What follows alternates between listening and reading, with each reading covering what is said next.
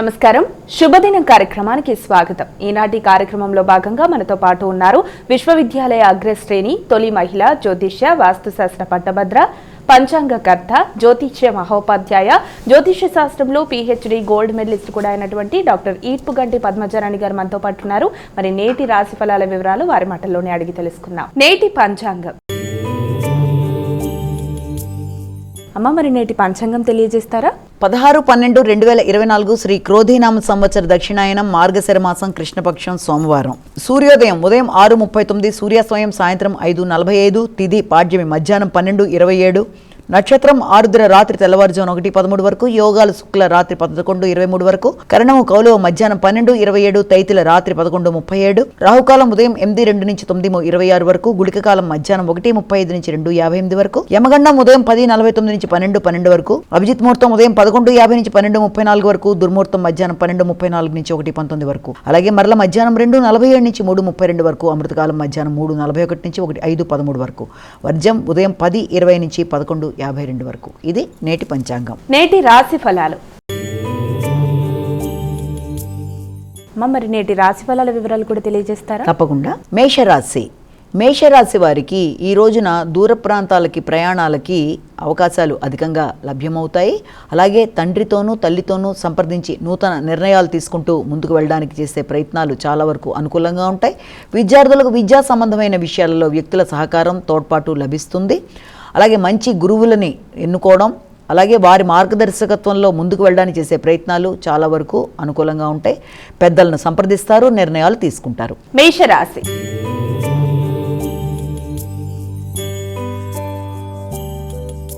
అమ్మ, ముందుగా మొదటి రాశి అయినటువంటి మేషరాశి వారికి ఈరోజు ఎలా ఉంది? వృషభ రాశి వారికి ఈ రోజున ముఖ్యమైన కార్యక్రమాల్లో పెద్దలతో సంప్రదించి నిర్ణయాలు తీసుకున్నా, స్వంతంగా నిర్ణయాలు తీసుకున్నా కూడా వీలైనంతవరకు జాగ్రత్తగా ముందడుగు వేయవలసిన బాధ్యత అయితే తప్పనిసరిగా కనబడుతోంది. అలాగే రాజకీయ నాయకులతో కానీ అధికారులతో కానీ సంప్రదించేటప్పుడు వీలైనంత జాగ్రత్తలు తీసుకుంటూ ముందుకు వెళ్ళినట్లయితే సమస్యలు ఉత్పన్నం కాకుండా అన్ని విధాలా అనుకూలంగా ఉంటుంది. వృషభ రాశి.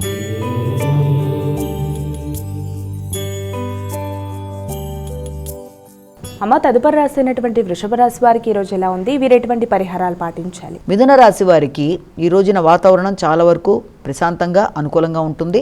సంఘంలో పలుకుబడి కలిగిన వ్యక్తుల్ని కలుస్తారు. వారి యొక్క సహాయ సహకారాలతో నూతన కార్యక్రమాలకి శ్రీకారం చుడతారు. నూతన పెట్టుబడుల కొరకు చేసే ప్రయత్నాలు అనేవి కూడా చాలా వరకు మీకు అనుకూలంగా ఉంటాయి. ఈ విషయంలో మిత్రులు, తోబుట్టువులు మొదలైన వారి యొక్క సహాయ సహకారాలు అనేవి మీకు లభించే అవకాశం కనబడుతోంది. కర్కాటక రాశి.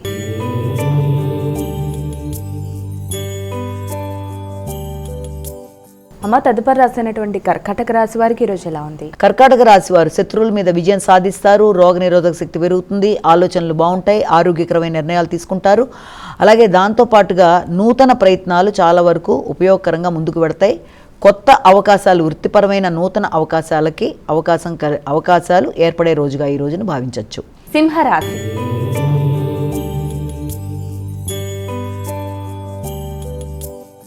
అమ్మ, ఇక సింహరాశి వారికి ఈరోజు ఎలా ఉంది? సింహరాశి వారికి ఈ రోజున మీ ఆలోచనలు చాలా వరకు అనుకూలంగా ఉంటాయి. చిన్ననాటి మిత్రుల్ని కలుస్తారు. శ్రేయోభిలాషుల్ని కలిసి వారి నిర్ణయాలు తీసుకుంటారు. దూర ప్రదేశాల్లో ఉండే మిత్రులు, చిన్ననాటి వ్యక్తులందరూ కూడా సహాయ సహకారాలు మీకు అందిస్తారు. సంతానపరమైన విషయాలు అభివృద్ధి గోచరిస్తోంది. సంతానానికి కంటికి సంబంధించిన ఆరోగ్య విషయంలో ఎక్కువ శ్రద్ధాశక్తులు చూపిస్తారు. కన్యా రాశి.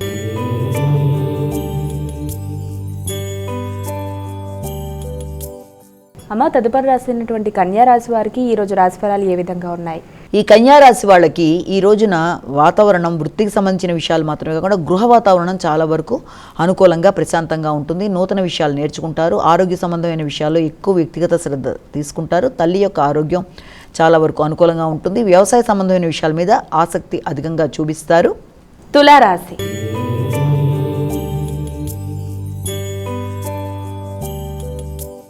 అమ్మ, ఇక తులారాశి వారికి ఈరోజు ఎలా ఉంది? తులారాశికి సంబంధించి ఈ రోజున వీళ్ళకి వ్యక్తుల సహకారం బాగుంటుంది. నిర్ణయ సామర్థ్యం పెరుగుతుంది. దగ్గర ప్రయాణాలు చేయడానికి అవకాశం అనేది అధికంగా ఉంది.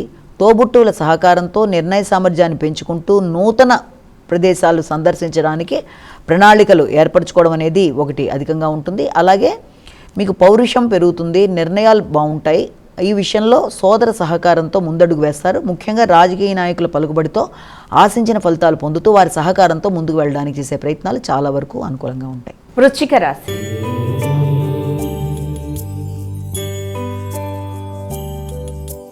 అమ్మాయిక వృశ్చిక రాశి వారికి ఈరోజు ఎలా ఉంది? ఈ వృశ్చిక రాశి వారికి ఈ రోజున అన్ని విధాలుగా కూడా అనుకూలత అనేది మిశ్రమ ఫలితాలు ఇవ్వడానికి అవకాశం అనేది అధికంగా ఉంది. ముఖ్యంగా ప్రయాణాలు కానీ, ఆరోగ్య సంబంధమైన విషయాల్లో కానీ, మధ్యవర్తిత్వం విషయాల్లో కానీ తగిన జాగ్రత్తలు తీసుకోవాలి.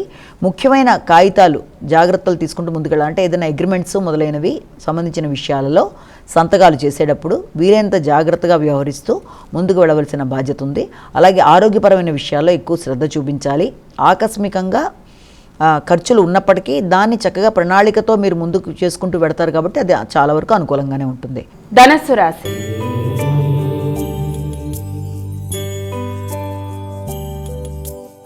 అమ్మాయిక ధనస్సు రాశి వారికి ఈరోజు ఎలా ఉంది? ధనుర్రాశి వాళ్ళకి ఈ రోజున సంఘంలో గుర్తింపు గౌరవం పెరుగుతుంది. నూతన పరిచయాలు ఏర్పడతాయి. అలాగే భాగస్వామ్య వ్యవహారాలు చాలా వరకు మీకు అనుకూలంగా ఉంటూ ముందుకు వెళ్ళడానికి ఆస్కారం అనేది ఉంది. ధైర్యం పెరుగుతుంది. నిర్ణయ సామర్థ్యంతో పాటు నాయకత్వ లక్షణాలు కూడా పెరుగుతాయి. మకర రాశి.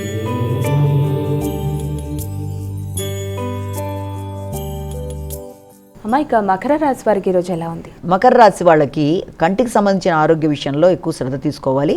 అలాగే ఏదైనా ట్యాక్సులు లాంటివి కట్టడం ఒకటి. గవర్నమెంట్ సంబంధించిన వ్యక్తులతో అనుకూలత అనేది కొంతవరకు తక్కువగా ఉంటుంది. కాబట్టి వీలైనంతవరకు ఏదైనా కార్యక్రమాలు చేసేటప్పుడు వారితో వీలైనంత జాగ్రత్తగా వ్యవహరిస్తూ పనిని ముగించుకొని ముందుకు వెళ్ళడం అనేది చాలా వరకు చాలా మంచిది.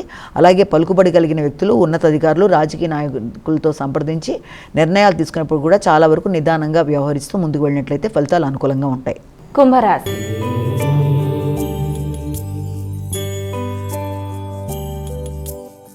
అమ్మాయిక కుంభరాశి వారికి ఈరోజు రాశి ఫలితాలు ఏ విధంగా ఉన్నాయి? కుంభరాశి వారికి ఈ రోజున వాతావరణం చాలా వరకు అనుకూలత, అంటే భాగస్వామి వ్యవహారాలు అనుకూలంగా ఉంటాయి. జీవిత భాగస్వామి సంబంధించి వృత్తికి సంబంధించిన విషయాల్లో కానీ, లేకపోతే దూర ప్రదేశాల్లో మీరు ఎదురు చూస్తున్న ఏదైనా ఉన్నత వృత్తి అంటే ఏదన్నా గవర్నమెంట్ సంబంధించిన వృత్తులకు సంబంధించి కానీ చేసే ప్రయత్నాలు చాలా వరకు అనుకూలంగా ఉంటాయి. ఆ సంబంధమైన వ్యక్తులు అంటే ఉన్నతాధికారులు కానీ, గవర్నమెంట్ సంబంధించిన వ్యక్తులతో కానీ మీకు చాలా వరకు ఈ రోజున కార్యక్రమాలు ముందుకు సులభతరంగా జరగడం అనేది మొదలైన వాటికి ఆస్కారం ఉంది. కాబట్టి మీ ఆలోచనలు చాలా వరకు వికసిస్తాయి. మీనరాశి.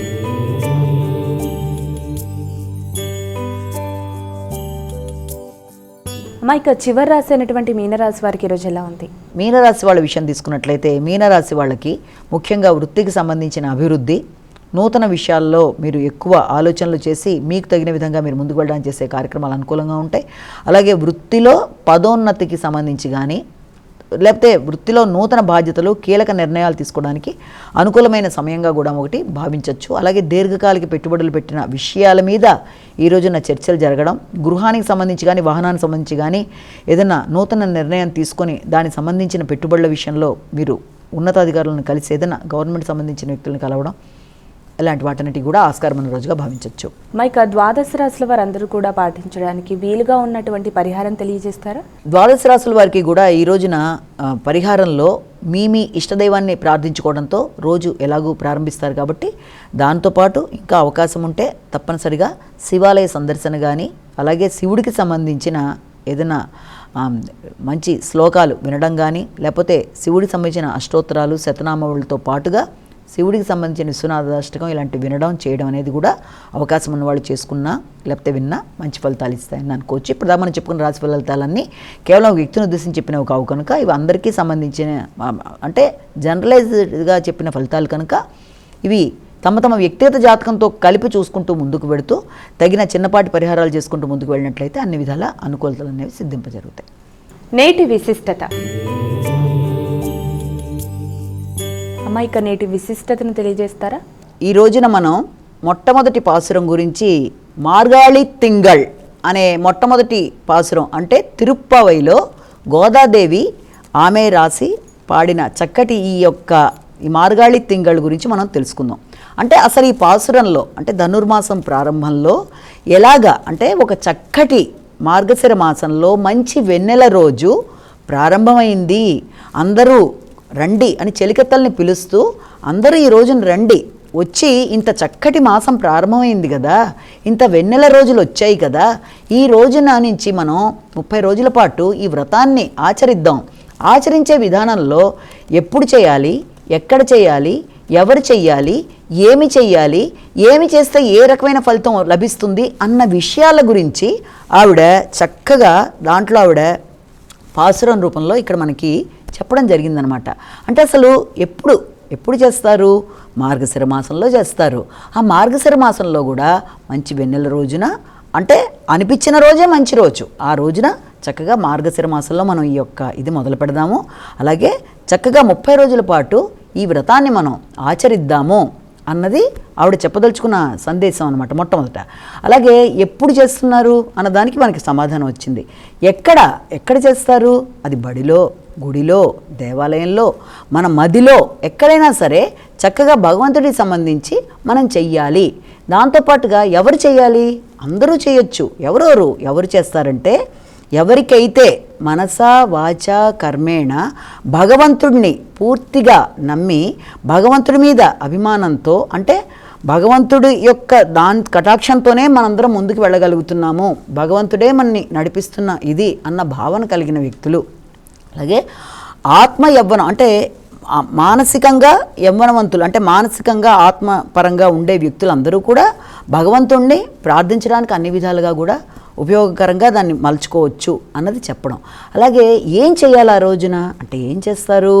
అందరిని ఆవిడ ఏమని పిలుస్తుంది? అందరు రండి, అందరూ కలిసి వాళ్ళు మనం స్నానం చేద్దాం. ఏమిటా స్నానం? బ్రహ్మీ ముహూర్తం సమయంలోనే చేయాలి. చేసి ఏ రకంగా అంటే బాహ్య స్నానం మాత్రమే కాదు, అంతఃకరణ స్నానం కూడా చేద్దామని చెప్తుంది ఆవిడ. అంటే భగవంతుడిని మనం ప్రార్థించడానికి ఏదో పై మెరుగుల్లాగా చేయడం కాదు, మనసు పెట్టి చేద్దాము. ఆ మనసు అంతా కూడా నిర్మలంగా ఉండాలి. ఆ మనసులో భగవంతుడినే మనం తలుచుకోవాలి. కాబట్టి ఆయన్ని తలుచుకోవడానికి స్నానము అన్న మాటలో అర్థం ఏంటి? మానసిక స్నానాన్ని కూడా మనం చేసి ఈ రోజున మనం సిద్ధంగా ఉండాలి అని చెప్తోంది. తర్వాత ఏముంది? దీన్ని చేయడం బట్టి ఎలాంటి ఫలితం లభిస్తుంది అంటే ఏ ఫలం కావాలి మనకి? భగవంతుడి యొక్క కటాక్షం లభించటమే మనకి లభించేది. మోక్షం, ముక్తితో పాటుగా భగవంతుడి యొక్క కటాక్షం ఎలా లభిస్తుందిట? ఎలాగైతే ఆయన కోసం ఇవన్నీ చేసిన గోపికల దగ్గరికి ఆయన ఎంత చక్కగా ఆయన దగ్గరయ్యారో అలా అందరికి కూడా ఆయన దగ్గరగా ఉండే అవకాశాన్ని కల్పించే విధంగా భగవంతుడి యొక్క లీలలు, కటాక్షం మన మీద ఉండే విధంగా మనకు కావాలి. భగవంతుడి సేవలో తరించటమే మనకు కావాల్సింది. అలాంటి ఫలితాన్ని మనం పొందుతాం. భగవంతుడే మీద భక్తి పెంచుకోవడమే మనకు కావాలి అని అంటూ ఇంకా ఏముంటుందంటే ఆవిడ, మీరందరూ రండి, సర్వభూషణాలతో రండి, అంటే చక్కటి మంచిగా మీరు నగలు ధరించి రండి, అలాగే స్నానానికి రండి. అదేంటి భూషణాలు ధరించిన వాళ్ళు స్నానానికి రావడం ఏంటి అనుకుంటాం మనలాంటి వాళ్ళం వింటే. కానీ ఆ భూషణాలు ఏంటి అంటేట, సర్వభూషణాలు అంటే భగవంతుడి మీద భక్తి, జ్ఞానం, వైరాగ్యం ఇవి ఎప్పుడైతే వ్యక్తిలోకి ఉంటాయో లోపల, తప్పనిసరిగా వాటిని మించిన భూషణాలు లేవు భగవంతుడి దగ్గరికి. మనం ఆ రకమైన ప్రేమానురాగాలతో మనం వెళ్ళడం అనేది కావాలి. అవి ధరించి అంతకు మించిన భూషణాలు లేవు, అవే విశేషమైన భూషణాలు అంటూ ఆవిడ దాంట్లో చెప్పడం జరుగుతుందన్నమాట. అంటే అందరూ ఉదయమే లేవండి, చక్కగా రండి, ఈ రకంగా మీరు మానసిక అంతఃకరణ శుద్ధితో మీరు రండి. వచ్చినప్పుడు భగవంతుణ్ణే మనసా వాచా కర్మేణ పూజ చేయండి. ఆయన పూజలో లీనమయ్యి తప్పనిసరిగా ఈ ఆభరణాలను ధరించి ఆయనకి పూజకి మనం ఈ రోజున కూర్చుందాం అని ఆవిడ పిలుస్తూ, ఇంతకీ ఎక్కడికి వెళ్ళాలి, ఎవరిని చూడాలి, ఇంత కష్టపడుతున్నారు కదా, ఏంటబ్బా వీళ్ళందరూ ఇంత కష్టపడిపోయి ఎక్కడికి వెళ్తున్నారా అని అనుకున్న వాళ్ళకి ఎక్కడికి వెళ్తుంది ఈవిడ? నందగోప భవనం చేరి కృష్ణుడిని పూజ చేసుకొని ఆయన యొక్క సేవలోనే తరించిపోవడమే. ఆయన దగ్గరికి వెళ్ళడానికి ఈ యొక్క విషయాలన్నీ కూడా చెయ్యాలన్నమాట. నందగోప భవనం ఈ యొక్క ప్రదేశంలో, బ్రజభూమిలో ఆయన దగ్గరికి వెళ్ళాలని చెప్పి ఆవిడ కోరుకుంటోంది. తర్వాత ఇంకా ఏం చెప్తుంది అక్కడితో అవ్వకుండా, ఎలా ఉన్నట్ట ఇంతకీ ఆవిడ చెప్తున్న ఈ యొక్క కృష్ణుడు వీర కిషోరంలా ఉన్నట్ట. ఎవరి దగ్గర ఉన్నట్ట? నంద మహారాజు దగ్గర చక్కగా ఆయన వేలాయుధాన్ని, అంటే ఒక బల్లాన్ని ధరించి ఆయన కాపలా కాస్తున్నట్ట తన కొడుకు విషయంలో. అలా కొడుకు విషయంలో ఆయన కాపలా కాస్తుంటే యశోదామాత దగ్గర, అందమైన కళ్ళతో ఉండే యశోదామాత దగ్గర ఈ కృష్ణుడు చక్కగా వీరకిషోరంలాగా ఉన్నట్టు. ఆయన కృష్ణుట ఎప్పుడు కూడా తల్లి దగ్గర ఎంతసేపు కూడా ఆటలాడి ఎలా చేసినా తండ్రి దగ్గర మాత్రం భయభక్తులు ఉన్నట్టుగా ఆయన కనబడుతూ ఉంటాడట. అది ఆయన యొక్క లీలా విశేషంలో ఒక విషయం. అలాగే ఈయన ఏం చేస్తాడంటే, అలాగే తల్లిదండ్రుల దగ్గర ఉన్నప్పుడు కొడుకునికి ఆచార్యుడిగా, ఎవరు ఈ యొక్క నందుడు ఆచార్యుడిగా ఆయన చేసే మంత్రోపదేశ విధానం ఏంటి? ఆయన చేతిలో ఉండే వేలాయుధం. అలాగే మంత్రం ఎవరు? యశోదాదేవి. యశోద అంటే ఏంటి? యశస్సుని ఇచ్చేది. కృష్ణుడు అంటే ఎవరు? ఆనందాన్ని ఇచ్చేవాడు. సో ఆనందకరమైన కృష్ణుడిని మనం పొందాలంటే ఏం చేయాలంటే తప్పనిసరిగా ఈ యొక్క ఆచార్యుడి యొక్క మంత్ర విధానం ద్వారా కృష్ణుణ్ణి పొందగలిగి చక్కగా ఆయన ఆరాధించడమే వాళ్ళు మనం చేయవలసిన ముఖ్యమైన కార్యక్రమం అంటూ ఆవిడ చెప్తూ, అక్కడితో కాకుండా ఇంకేం చెప్పింది, ఆయన అందాన్ని ఎలా వర్ణిస్తున్నారు, ఆయన ఎలా ఉన్నట్ట కృష్ణుడు అందరు గోపికల్లాగా చేరి గోపవంతులందరూ ఎలా వర్ణిస్తున్నారంటే నీలమేఘ వర్ణంలాగా, చాలా అందంగా నీలమేఘ వర్ణంలా ఉన్నట్టు ఆయన. అలాగే తామర పువ్వుల్లాంటి కళ్ళతో, ఎర్రని కళ్ళతో, చాలా అందమైన కళ్ళు. కృష్ణుడిని వర్ణించేటప్పుడే మనం చూస్తాం, విష్ణు సహస్రనామంలో కూడా చెప్తూ ఉంటారు తామర పువ్వుల్లాంటి కళ్ళు పోలినవాడు అని చెప్పి. అందమైన కళ్ళుండి అలాగే ఆయన శరీరం మీద ఒకేసారి సూర్యచంద్రులు ఇద్దరు మొహంలో కనబడుతున్నారట. అదేంటబ్బా, ఎక్కడన్నా సూర్యచంద్రులు ఇద్దరు ఒకేలా ఎక్కడన్నా కనబడతారా అంటే, సూర్యుడు దేనికి? పరాక్రమానికి, చంద్రుడు చల్లదనానికి, ఆర్తికి, ప్రేమకి, అంటే వీటన్నిటి యొక్క రెండు ఛాయలు ఆయనలో కనబడుతున్నాయి. ఓ పక్కన తామర పువ్వు యొక్క అందం కనబడుతుంది కళ్ళల్లో, నీలమేఘ శ్యాముడుగా కనబడుతున్నాడు, అలాగే చాలా చక్కగా ఆయనకి ఈ రకంగా రెండు రకాలుగా కూడా కనబడుతున్నాడు సూర్యచంద్రులు. ఎవరికి సూర్యుడు? ఆయన భయపెట్టే వాళ్ళకి సూర్యుడు, మామూలుగా ఉండే వాళ్ళకి అంటే ఆయన ఆరాధించే భక్తులకి చంద్రుడు. కాబట్టి ఆ రకమైన వర్ణనతో ఆయన ఉన్నాడు. చాలా చక్కటి ఆ కృష్ణుడిని కలిసి ఆయనతో ఏం కావాలి? సరే కలిసావు, పూజ చేసావు, నెక్స్ట్ ఏం కావాలి? ఆర్తితో, ప్రేమతో ఆయన్ని నువ్వు ఆరాధించి ఆయన అనుగ్రహాన్ని కోరుకో. అంటే ఏం కోరుకుంటున్నావు? ఆయన అనుగ్రహం అంటే ఏంటి? సదా ఆయన అనుగ్రహం మా మీద ఉండాలి. ఆయన ఇలా చేయడం బట్టి ఏమిస్తాడు కృష్ణుడు? సరే ఇంత కష్టపడ్డారు మీరు అందరూ, ఆయన్ని ఇంత వర్ణిస్తున్నారు, ఇంత చేయడం బట్టి ఆయన ఏమిస్తున్నాడు? పరా అనే ఒక వాయిద్యాన్ని ఇస్తున్నాడు. పరా అన్నమాట ఇంకో అర్థం ఏంటి? పురుషార్థం. అంటే ధర్మార్థకం. చాలామంది మనం చూస్తున్నప్పుడు ఏం చెప్తారంటే, భగవంతుడి గురించి చెప్పాడు వెంకటేశ్వరుడు ఎవరన్నా శ్రీవారు అంటారు. అంటే ఆయన ఒక్కడే పురుషుడు, మిగిలిన మానవులందరూ కూడా ఆయన దగ్గర ఇదైన వ్యక్తులుగా చెప్తారు. కాబట్టి అలా ఆయన్ని ఎలాగైతే చెప్తారో ఇక్కడ కూడా కృష్ణుడు గురించి చెప్పేప్పుడు ఆయన పరా అనే ఒక వాయిద్యాన్ని ఇస్తారట. ఆ వాయిద్యంతో వీళ్ళు సంకీర్తన అది చేస్తారు. కాబట్టి ఆ రకమైనది ఇవ్వడమే కాకుండా ఇహపరాల నుంచి విముక్తి, వ్యక్తికి భౌతికంగా కానీ మానసికంగా కానీ ఆనందాన్ని ఇస్తూ అన్ని విధాలుగా కూడా తన యొక్క బ్లెస్సింగ్స్ ఇస్తూ కృష్ణుడిని ఎలా బంధించవచ్చుట? ఎవరైనా కూడాను తమ ప్రేమతో, ఆర్తితో, వాత్సల్యంతో అన్ని విధాలుగా కూడా కృష్ణుడిని బంధించవచ్చు. కాబట్టి ఇది మొదటి పాసురంలో క్లుప్తంగా చెప్పుకున్నాం. కాబట్టి ఈ విధంగా అందరు రండి మనం వెళ్ళి పూజ చేసుకుందాం అని మొట్టమొదటి పాసురంలో ఆవిడ మార్గా తింగళ్ళు అంటూ పిలుస్తుంది అన్నమాట. నమస్కారం. మరి వీక్షించారుగా, ఇది ఇవాల్టి శుభదినం కార్యక్రమం. రేపటి కార్యక్రమంలో మళ్ళీ కలుద్దాం. అంతవరకు సెలవు. నమస్కారం.